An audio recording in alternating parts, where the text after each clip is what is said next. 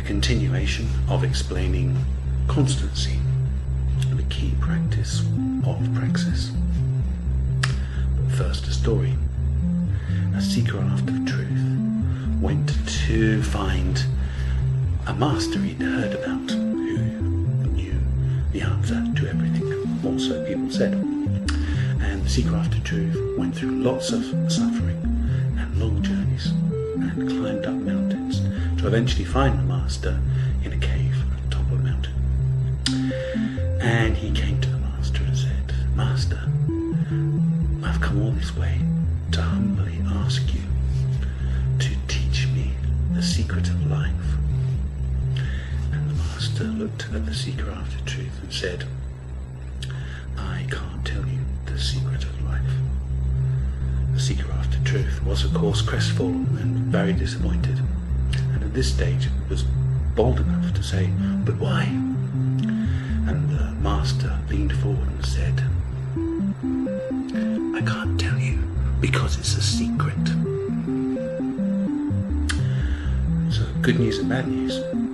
The good news is there are no secrets.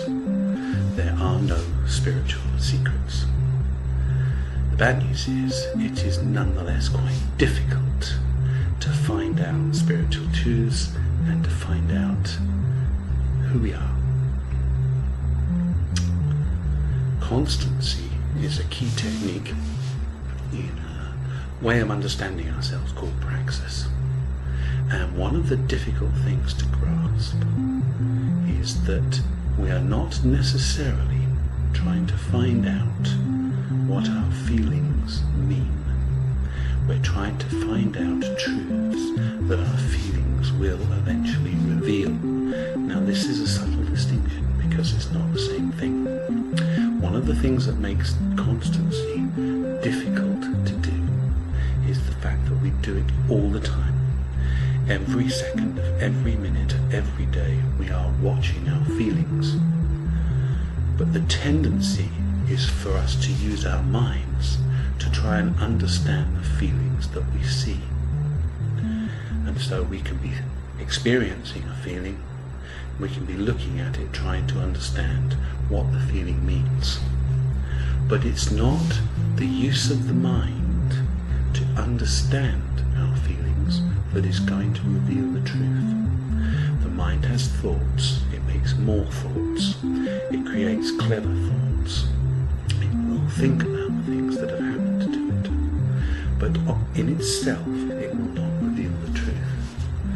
Constancy is done all the time because there is a kind of byproduct of looking at our feelings all the time, and the byproduct is not clever understanding by the mind.